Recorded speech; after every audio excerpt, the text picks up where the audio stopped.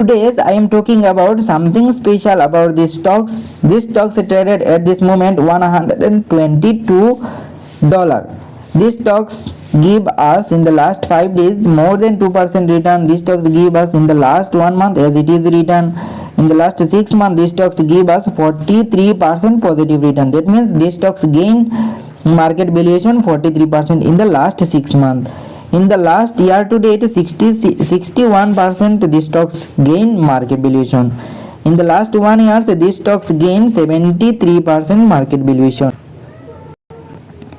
In the last 5 years these stocks give 117% return, and honestly these stocks give positive return in the short term.